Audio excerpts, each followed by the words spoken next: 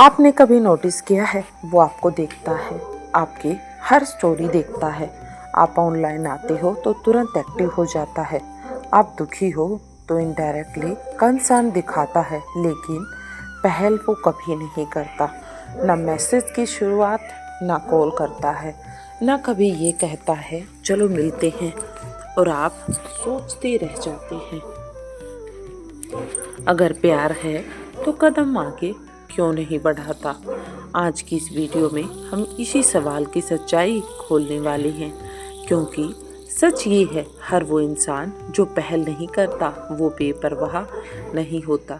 कई बार वो डरा हुआ होता है, कई बार उसका ईगो उसे रोकता है, तो कई बार उसका अटैचमेंट स्टाइल उसको पीछे खींच देता है। एक छोटी सी केस स्टडी सुनाती हूँ, रिया और आरव नाम की। आरव रिया को पसंद करता था, वो उसकी हर छोटी चीज़ नोटिस करता था, लेकिन जब बात आती थी प्रपोज करने की या रिलेशनशिप क्लियर करने की तो आरव पीछे हट जाता था, वो चुप हो जाता था। रिया आरव को लेकर कंफ्यूज थी। अगर उसे प्यार है तो वो बोल क्यों नहीं देता, रिया यही सोचती रहती। रिया इस बारे में ओवरथिंकिंग करने लगती है कि शायद मैं इम्पोर्टेंट नहीं, शायद वो सीरियस नहीं, या शायद मैं ही ज़्यादा इन्वेस्ट कर रही हूँ। और यही से शुरू होता है इमोशनल इम्बैलेंस। साइकोलॉजिकल खुद से अगर हम बात करें तो आज हम बात करेंगे 3 गहरी चीज़ों की। पहला है फियर ऑफ रिजेक्शन, ठुकराए जाने का डर। ईगो वर्सेस वल्नरेबिलिटी, अहंकार और नरम दिल के बीच की लड़ाई। अटैचमेंट स्टाइल की अगर हम बात करें तो रिश्तों में हमारी अनकॉन्शियस वायरिंग, क्योंकि कभी कभी वो मैसेज टाइप करता है और फिर डिलीट कर देता है।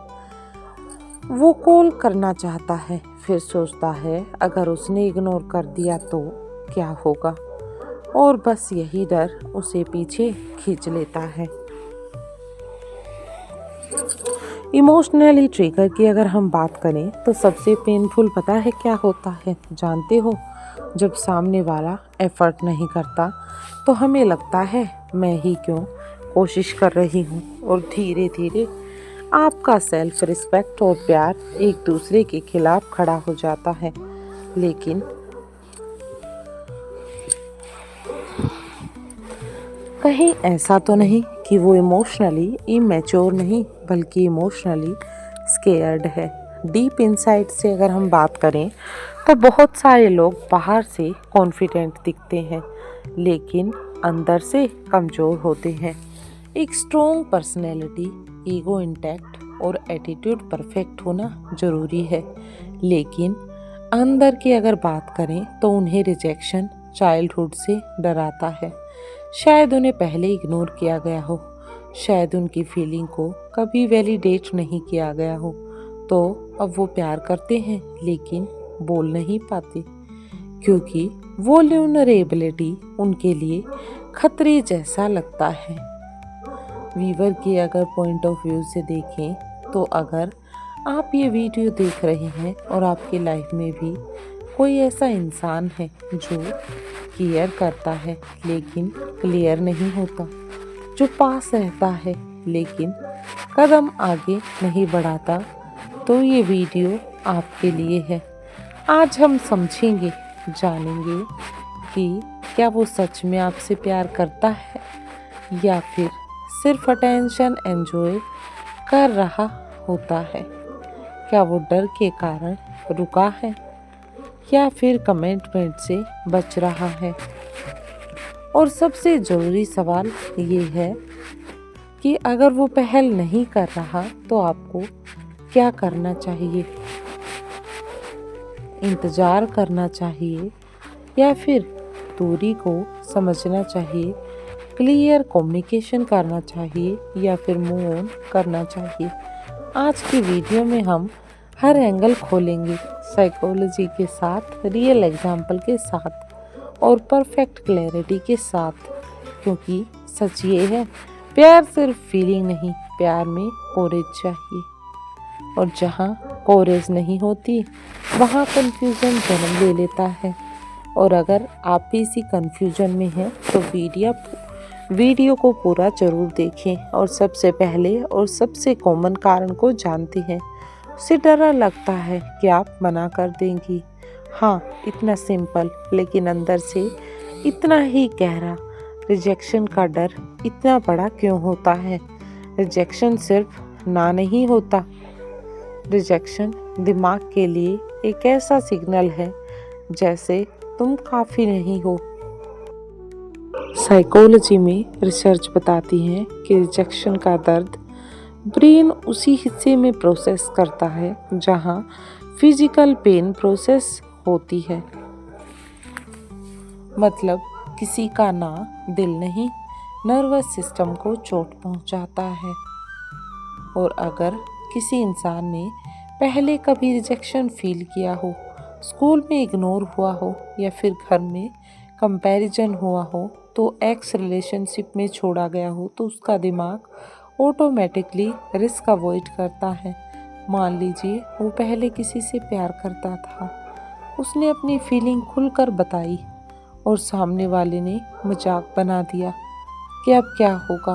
अब वो दोबारा वही ह्यूमिलेशन नहीं झेलना चाहता था, तो वो अब क्या करेगा? इनडायरेक्ट रूप से उसकी केयर करेगा या फिर सिग्नल देगा। लेकिन एक बात जान लो, क्लियर कन्फेशन नहीं करेगा, क्योंकि उसका माइंड कहता है सेफ रहो, डिस्टेंस रखो और हार्ट बचाओ। आपने नोटिस किया होगा कि वो टाइपिंग करता है, फिर डिलीट करता है, तो प्लान बनाता है और फिर कैंसल। वो करीब आता है और फिर अचानक थोड़ा दूर चला जाता है। ये मूड स्विंग नहीं है, ये एंजाइटी रिस्पॉन्स है। वो आपको खोने से ज़्यादा अपनी सेल्फ इमेज ढूंढने से डरता रहा। इम्पोर्टेंट बात ये है कि लेकिन यहाँ एक इम्पोर्टेंट फ़र्क समझना बहुत ज़रूरी है कि हर डर जेन्युइन नहीं होता। कुछ लोग सच में सेंसिटिव होते हैं, लेकिन कुछ लोग रिजेक्शन के डर का यूज़ करते हैं एज एन एक्सक्यूज, ताकि रिस्पॉन्सिबिलिटी ना लेनी पड़े। तो सवाल ये उठता है,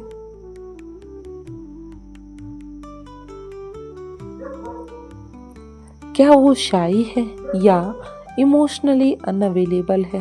इसका जवाब हम आगे अटैचमेंट स्टाइल में समझेंगे कि अगर वो आपको जेन्युइनली वैल्यू करता है, वो आपकी बाउंड्रीज को रिस्पेक्ट करता है और आपकी फीलिंग को इग्नोर नहीं करता और स्लोली सही लेकिन एफर्ट दिखाएगा। लेकिन अगर सालों से वही पैटर्न फॉलो हो रहा है, केयर है, क्लैरिटी नहीं, तो शायद वो अपने डर से बाहर आना ही नहीं चाहता। एक बात याद रखिए, प्यार में रिस्क होता है, लेकिन जो रिस्क लेने को तैयार नहीं, वो रिलेशनशिप को हैंडल भी नहीं कर पाएगा, क्योंकि रिलेशनशिप सिर्फ एक फीलिंग नहीं, इमोशनल ब्रेवरी है। अब नेक्स्ट एंगल में हम बात करने वाले हैं इंटरेस्टिंग। कई बार डर नहीं, ईगो से रोकता है, तो इसलिए ईगो के साथ साथ वल्नरेबिलिटी आ जाती है। कई बार वो इसलिए पहल नहीं करता क्योंकि उसे खुद नहीं पता, क्योंकि उसे डर नहीं, बल्कि उसे का ईगो उसे रोकता है। ईगो क्या करता है? ईगो कहता है मैं पहले मैसेज क्यों करूं? अगर उसे इंटरेस्ट है तो वो खुद आएगी। मैं क्यों अपनी फीलिंग एक्सपोज करूं? मैं अपनी फीलिंग किसी के साथ क्यों शेयर करूं? लेकिन अंदर की सच्चाई क्या है? अंदर की सच्चाई तो ये है कि वो केयर करता है, वेट भी करता है, और वल्नरेबिलिटी उसे अनकंफर्टेबल लगाने लगती है। वल्नरेबिलिटी इतनी मुश्किल क्यों है और इसका क्या मतलब है? अपनी फीलिंग खुलकर बताना और सामने वाले के सामने इमोशनल होना अपने जीवन पर कंट्रोल छोड़ देना और कंट्रोल छोड़ना ईगो का सबसे ज़्यादा अनकंफर्टेबल करता है, क्योंकि ईगो को प्रूवर चाहिए, पावर चाहिए, वोल्यूनरेबिलिटी को ऑनेस्टी चाहिए, और दोनों साथ में नहीं चलते। रियल लाइफ पैटर्न की अगर बात करें तो आपने ऐसे लड़के देखे होंगे, बाहर से कॉन्फिडेंट, फ्रेंड्स के बीच में डोमिनेंट, एटीट्यूड स्केलिंग, लेकिन जब बात आती है कि मुझे तुम पसंद हो कहने की, तो वो सडनली सीरियस हो जाता है, टॉपिक चेंज कर देता है या जोक में थोड़ा उलझ जाता है। ऐसा क्यों है? क्योंकि अगर उसने सिर्फ खोल दिया तो सामने वाला उसे चोट पहुंचा सकता है, और ईगो को चोट लगाना उसे बर्दाश्त नहीं। अब बात करते हैं ईगो के साथ रोल कंफ्यूजन की। सेल्फ रिस्पेक्ट और ईगो दोनों अलग अलग चीजें हैं। सेल्फ रिस्पेक्ट कहता है मैं अपनी वैल्यू जानता हूँ, और ईगो कहता है मैं झुकना नहीं जानता। Self respect healthy, ego relationship destroy कर सकता है। सब्टल मैनिपुलेशन में अगर बात करें तो कभी कभी वो जानबूझकर पहल नहीं करता ताकि आप बेचैन रहें, ताकि पावर उसके हाथ में रहे, ताकि आप सोचें कि कहीं उसे कुछ हो ना गया हो। अगर ऐसा पैटर्न है तो ये प्यार नहीं, कंट्रोल डायनेमिक्स है, और कंट्रोल में डायनेमिक्स कभी नहीं आती। सच्चा प्यार ईगो से नहीं चलता, बल्कि सच्चा प्यार वल्नरेबिलिटी से चलता है। अगर वो सच में आपको खोने से डरता है तो एक दिन वो अपने ईगो से बड़ा बन जाएगा। लेकिन अगर महीने में हर बार वो सेम पोजीशन पर खड़ा है तो शायद उसे कंफर्ट जोन में पहुंच चुका है। आपसे याद रखिए, जो इंसान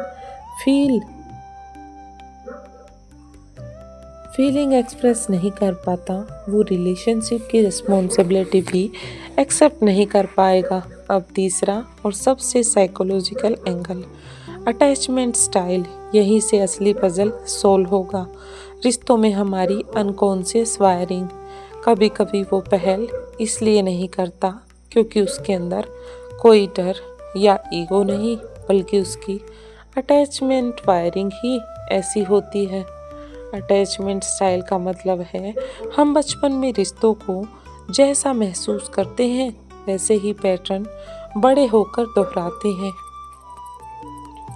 साइकोलॉजिस्ट जॉन बाउलबाई और बाद में मैरी एंसवर्थ ने बताया था कि हमारी अर्ली इमोशनल एनवायरनमेंट हमारे फ्यूचर रिलेशनशिप को शेप करता है, और यही समझना बहुत ज़रूरी है। अवॉइडेंट अटैचमेंट, मुझे पास मत आओ। अगर आपका अटैचमेंट अवॉइडेंट है तो वो प्यार करेगा, लेकिन इमोशनल क्लोजनेस से अनकंफर्टेबल रहेगा। जैसे ही रिश्ता सीरियस होने लगेगा वो थोड़ा डिस्टेंस बना लेगा, पहल कम कर देगा, टॉपिक डाइवर्ट करेगा और फ्यूचर टॉक से बचेगा। क्यों? क्योंकि इंटीमेसी उसे प्रेशर लगाती है।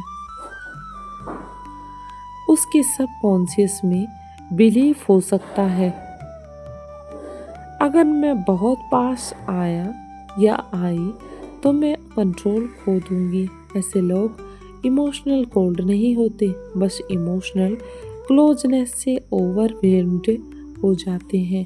एंजिशियस अटैचमेंट, मुझे खो मत देना। और दूसरी टाइप, एंजिशियस अटैचमेंट वाला इंसान पहल करना चाहता है लेकिन ओवर थिंकिंग में फंस जाता है। अगर उसने रिप्लाई नहीं किया तो क्या होगा? अगर मैं ज़्यादा नीडी लगा तो क्या होगा? अगर वो मुझे रिजेक्ट कर देगी तो क्या होगा, तो वो सिग्नल देगा लेकिन क्लैरिटी स्टेप नहीं ले पाएगा। अगर अंदर से इनसिक्योरिटी होती है तो उसे प्यार चाहिए, लेकिन रिजेक्शन का डर उसे फ्रीज कर देता है। सिक्योर अटैचमेंट में साफ हूँ। सिक्योर अटैचमेंट वाला इंसान कंफ्यूज्ड बिहेवियर नहीं दिखाता। उसे अगर आप पसंद हो तो वो रिस्पेक्टफुल बोलेगा, क्लियर कम्युनिकेट करेगा, रिस्क लेगा। वो अगर महीनों से क्लैरिटी नहीं है तो ऑनेस्टली पैटर्न इनसिक्योर अटैचमेंट की तरफ इशारा करता है। व्यूअर की रियलिटी को अगर हम चेक करें तो यह सबसे ज़रूरी सवाल यही है कि क्या उसका अटैचमेंट स्टाइल आपकी इमोशनल नीड से मैच करता है। क्योंकि अगर आप क्लैरिटी चाहते हैं और वो डिस्टेंस में कंफर्ट ढूंढता है तो आप हमेशा चेज़ करेंगी और वो हमेशा थोड़ा पीछे रहेगा। और ये डायनेमिक थका देती है कि किसी का अटैचमेंट स्टाइल समझना उसे एक्सक्यूज़ देना नहीं है। आप थेरेपिस्ट नहीं हैं, बल्कि आप एक पार्टनर हैं। अगर वो अपने पार्टनर पर काम नहीं कर रहा तो सिर्फ अंडरस्टैंडिंग से रिलेशनशिप नहीं चलेगा। प्यार सिर्फ फील नहीं होता, प्यार इमोशनल अवेलेबिलिटी मांगता है। और अगर कोई बार बार पहल से बचता है तो आपको ये पूछना पड़ेगा, क्या वो मुझे खोने से डरता है या कमिटमेंट से डरता है। अब वीडियो का सबसे इम्पोर्टेंट पार्ट के बारे में बात करते हैं। अब ऐसे में आपको क्या करना चाहिए? क्या इंतज़ार करना सही है या फिर क्या डिस्टेंस बनाना चाहिए? क्या डायरेक्ट कन्फर्मेशन या क्वाइटली मूव ऑन कर लेना चाहिए? अब तक हमने समझा कि उसी रिजेक्शन का डर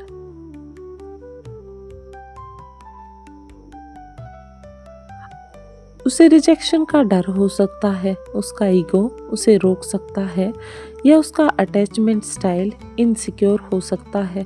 लेकिन अब सबसे ज़रूरी बात कि आप क्या करोगे, क्योंकि रिश्ते में क्लैरिटी सिर्फ उसकी रिस्पॉन्सिबिलिटी नहीं है, उसकी इमोशनल ट्रिगर भी है, उसकी इमोशनल सेफ्टी भी है और इम्पोर्टेंट है। एंडलेस इंतज़ार मत कीजिए। अगर कोई जेन्युइनली इंटरेस्टेड है तो वो परफेक्ट नहीं रहेगा,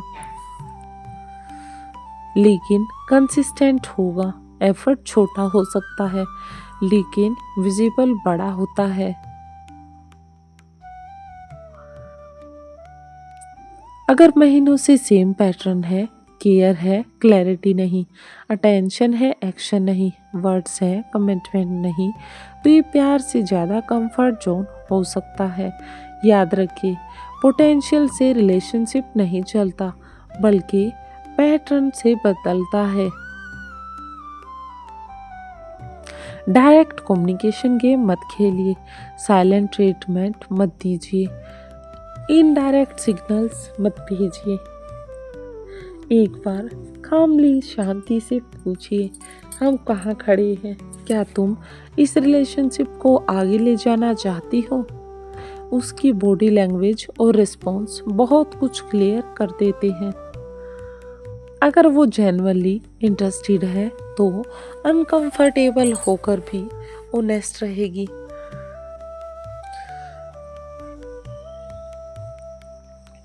अगर वो टॉपिक अवॉइड करे, जोक से उड़ा दे या उल्टा आपको ब्लेम करे तो जवाब वही मिला। एफर्ट मैच कीजिए, ओवर फंक्शन मत कीजिए। बहुत कम बार डर होता है कि सामने वाला दूर न चले जाए, लेकिन सामने ओवर रिएक्ट क्रिएट करता है। अगर वो पहल नहीं करता तो आप भी थोड़ा पीछे हटिए। डिस्टेंस पनिशमेंट नहीं, क्लैरिटी टेस्ट है। जो सच में वैल्यू करता है वो गैप फील करता है। अब खुद से एक ईमानदार सवाल पूछिए, आप उसे चाहते हैं जो सिर्फ अटेंशन, स्ट्रेस और डोमिनेट से बातें करे। कभी कभी हम प्यार में नहीं, पॉसिबिलिटी में इन्वेस्ट कर रहे होते हैं और पॉसिबल एडिक्टिव होती है। आप किसी का इमोशनल टेस्ट दिलवा कर देखें।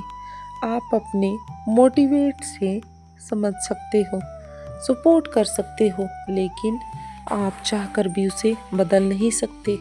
अगर वो इमोशनली ब्रेव नहीं है तो आपकी कोरेज नहीं बन सकती। सेल्फ रिस्पेक्ट रिमाइंडर, प्यार में झुकना गलत नहीं, लेकिन बार बार झुकना और सामने वाले से कोई कदम ना आना, ये सेल्फ रिस्पेक्ट को सबसे बड़ी चोट पहुंचा सकता है। रिलेशनशिप दो तरह की होती है। तो एक दिन वो अपने डर, ईगो और पैटर्न पर विजय पा लेगा, लेकिन अगर वो कंफर्टेबल कंफ्यूजन में है तो आपको अनकंफर्टेबली क्लैरिटी को चुनना पड़ेगा, क्योंकि जो इंसान आपको खोने का रिस्क नहीं लेता